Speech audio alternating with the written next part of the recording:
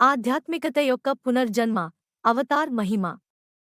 భూమిపై 56 మంది భగవద్గుణములు పొందిన ఆత్మలలో 5 పర్ఫెక్ట్ మాస్టర్లు అత్యంత ముఖ్యమైనవారు, మరియు వారిలో అత్యున్నతుడు అవతార్, నేను.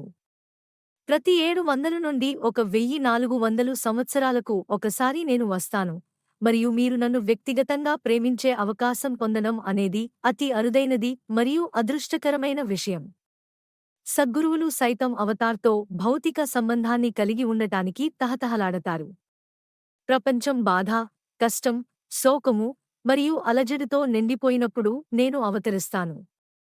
అలాంటి సమయాల్లో ఆధ్యాత్మికత పరాకాష్ఠకు చేరుతుంది, మరియు భౌతికవాదం అత్యంత తక్కువ స్థాయికి పడిపోతుంది.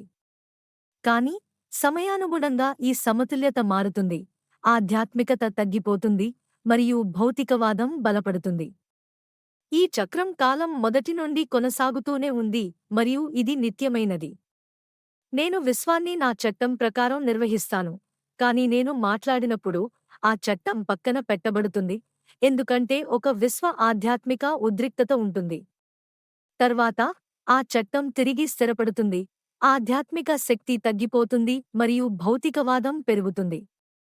భౌతిక కలహం తన గరిష్ట స్థాయికి చేరుకున్నప్పుడు నేను మరలా అవతరిస్తాను, మరియు ఆధ్యాత్మికత మళ్లీ తన అత్యున్నత స్థాయికి చేరుతుంది.